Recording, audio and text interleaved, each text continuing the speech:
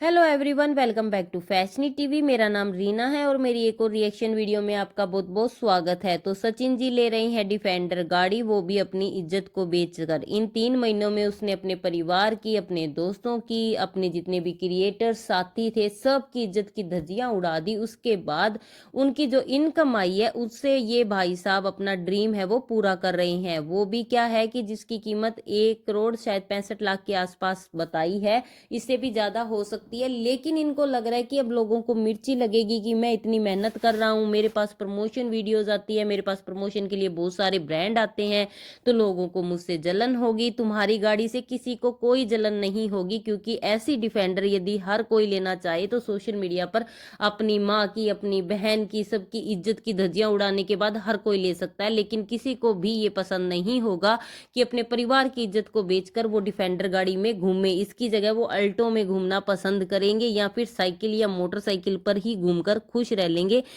जिनको अपनी इज्जत प्यारी होती है ना, वो अपने घर के दरवाजे से बाहर भी अपने घर का शोर नहीं जाने देते। उनको यही लगता है कि उनकी पड़ोसी सुनेंगे तो उनको क्या सोचेंगे, कैसा उनको लगेगा कि इनके घर में कैसे लड़ाई हो रही है। एक पति पत्नी की जब लड़ाई होती है तो वो अपने घर से बाहर, अपने रूम से बाहर तक नहीं जाने देते। ये लोग सोशल मीडिया पर ऐसे दिखा रहे थे अपनी, चाहे वो माँ हो, चाहे वो बहू हो, चाहे वो भाई हो, हर किसी ने यहाँ पर हर एक किसी से अपना रिश्ता तोड़ दिया। और उसके बाद ये गाड़ी लेकर खुश हो रहे हैं। इनको लग रहा है कि हमें प्रमोशन की जो चीजें आती है उससे लोगों को जलन हो रही है। किसी को कोई जलन नहीं हो रही, सब अपनी मेहनत की कमाते हैं, सब मेहनत की खाते हैं। कुछ दिन पहले तक तो ये कह रहे थे कि जितने भी रिएक्शन चैनल्स है ना, सबने करोड़ों रुपए कमा लिए इस कंट्रोवर्सी से। तो चलो, रिएक्शन चैनल तो एक नहीं है, लाखों हैं, तो उन सब ने मिलकर करोड़ रुपए कमा लिए। तो आप तो अकेले करोड़ रुपए कमाए हो ना। आपने इन 3 महीनों में सोशल मीडिया पर यदि आप इनकी इनकम निकाल लोगे तो इन 3 महीनों में आपको पता चल जाएगा कि इनके पूरे परिवार ने कितनी ज्यादा डॉलर है वो बटोरी है। और कुछ दिन पहले तक ये भाई साहब खुद कहते थे कि जो ऐप आ रहे हैं गेमिंग वाले, उसको है ना इलीगल है, उसको आप देखो ही मत। अंकुश के लिए इन्होंने खुद कहा था कि वो ऐसे प्रमोट करता है, उसके लिए कानूनी कार्रवाई होनी चाहिए, आप उसको रिपोर्ट करो। अब ये खुद कह रहे हैं कि मैं ना ऐसे जितने भी प्रमोशन है वो सारे करूंगा, एक नहीं सभी चैनल्स पर करेंगे और खुल खुल कर करेंगे। क्यों? क्योंकि इनको गाड़ी लेनी है, वो भी डिफेंडर लेनी है, करोड़ों रुपए कमाने हैं। कुछ तो कमा चुके होंगे, कुछ और ड्रीम है तो वो भी पूरे करने हैं। तो वो पूरे किससे होंगे? इन गेमिंग ऐप से होंगे। और एक सिंपल पोस्ट लगा दो, एक नीचे डिस्क्रिप्शन में दे दो कि इसमें ना आप लोग इन्वेस्ट मत कीजिए, ये आपका रिस्क है और कोई नुकसान हुआ तो वो आपका होगा। तो कल तक जो खुद एक समझदार इंसान बनकर लोगों को ये ज्ञान दे रहा था कि मैं तो इन चीजों को प्रमोट करता हूं, मैं कभी गेमिंग ऐप के बारे में नहीं करता, मैं ये नहीं करता, वो नहीं करता। एक टीचर होकर आप ऐसे गेमिंग ऐप को प्रमोट कर रहे हो, फिर आप कहते हो कि ये आपका रिस्क होगा। तो जहां 1 मिलियन सब्सक्राइबर है आपके, उनमें से यदि 5 से 10 लोगों ने भी अपना पैसा इन पर लगा दिया, उनका बर्बाद हो गया, तो इसका जिम्मेदार कौन होगा? आप तो जिम्मेदारी ले नहीं रहे हो। और आप जो इन्फ्लुएंसर होते हैं उनके पास पैसों की कोई कमी नहीं होती, और प्रमोशन की बहुत सारी वीडियोस और बहुत सारी चीजें आती है, उनको यूट्यूब से इतनी इनकम मिलती है, फिर भी ये सारी चीजें करते हैं, लोगों को बेवकूफ बनाते हैं। जो लोग इनके वो होते हैं ना, एक अंध भगत होते हैं, वो उन वीडियोस को जाकर देखते हैं। और ये ऐसे करते हैं कि जैसे ये गेमिंग ऐप इनको स्टार्ट करनी है उससे पहले ये हैकिंग का एक वो कर देते हैं कि हमारा चैनल हैक हो गया, हैक हो गया। बहुत सारे मैंने ऐसे चैनल देखे हैं जिन्होंने पहले ऐसे अफवाह उड़ा दी कि हमारा चैनल हैक हो गया, उसके बाद उनकी जो वीडियोस है उनमें ये गेमिंग ऐप वाली वीडियोस दिखाई देती थी, और वहां पर लोग जाकर कमेंट करेंगे कि आपने मेरे ये बहन का जो चैनल है हैक कर लिया, या मेरे भाई का चैनल हैक कर लिया, उनको वापस लौटाओ। तो वो वहां जाकर जाकर कमेंट करते हैं ना, तो इनकी रीच और ज्यादा जाती है, ज्यादा लोग देखते हैं। इसीलिए ये ट्रिक अपनाते हैं कि पहले ये कह देते हैं कि हमारा चैनल हैक हो गया। हैक होने के बाद क्या होगा कि वो लोग वहां जाएंगे, उस बंदे को कमेंट करेंगे कि तुम चैनल वापस दे दो।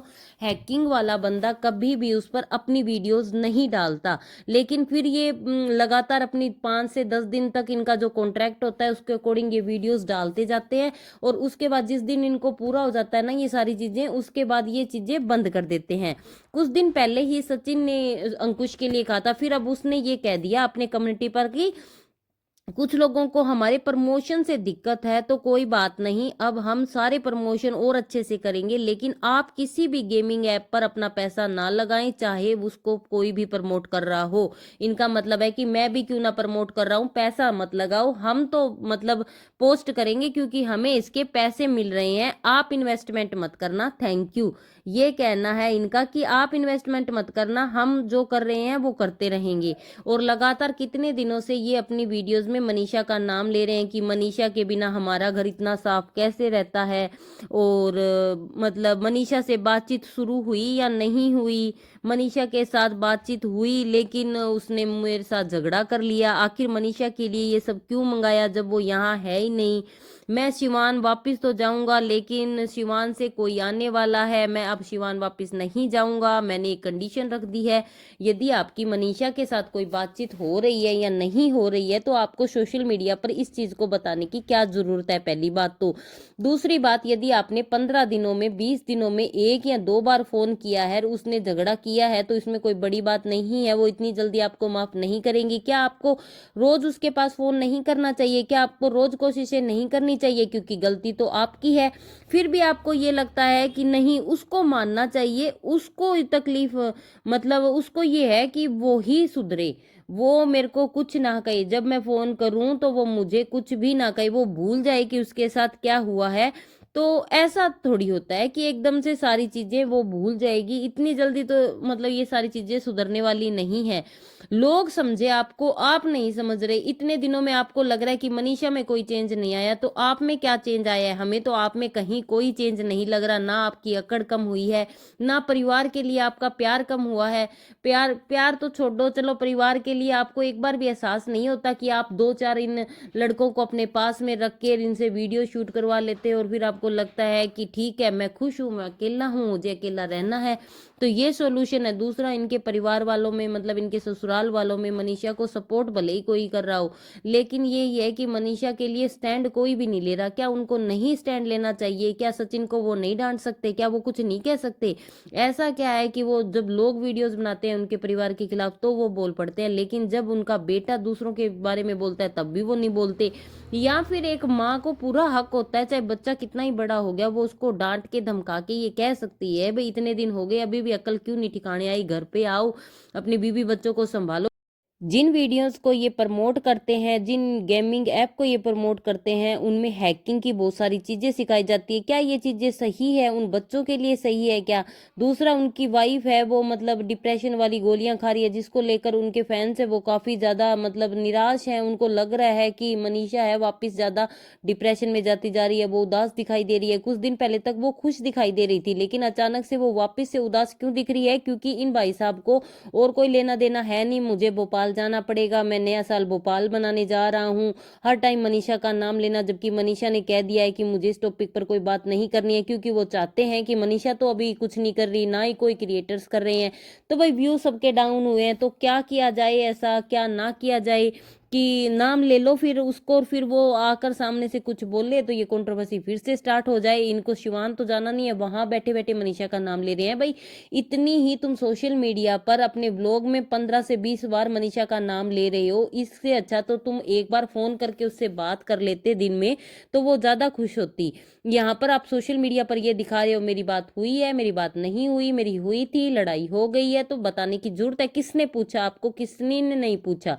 आप ऑफलाइन इन चीजों को शॉर्ट आउट करो, जितना आप लोगों के वहां पर जाकर चैनल्स पे जा जाकर जितना डिफेम कर रहे हो मनीषा को, अपने परिवार को, लोगों को, उतना टाइम यदि अपनी चीजों को शॉर्ट आउट करने में लगाते तो शायद आज चीजें सुधरी हुई लगती। आपको क्या लगता है कमेंट सेक्शन में जरूर बताना, वीडियो को लाइक कर देना, ज्यादा से ज्यादा शेयर कर देना। और आप लोगों को मैं कह रही हूँ कि ये जो गेमिंग ऐप वाली वीडियोस प्रमोट करते हैं उसको देखा ही मत कीजिए, क्लिक ही मत कीजिए, ताकि इनके व्यू ना आए, ये लोग खुद ना करे। आप लोग इनकी बातों में मत आए कीजिए। ये जो चीजें दिखाते हैं प्रमोशन के लिए, क्या वो सारे यूज करते हैं? नहीं करते, बस इनको पैसे से मतलब होता है, इनको कोई मतलब नहीं होता इससे आपकी ऑडियंस की स्किन खराब हो रही है या उनको कोई फायदा होगा या नहीं होगा। इन्होंने तो साफ कह दिया इनको नोट छापने हैं, ये नोट छाप रहे हैं।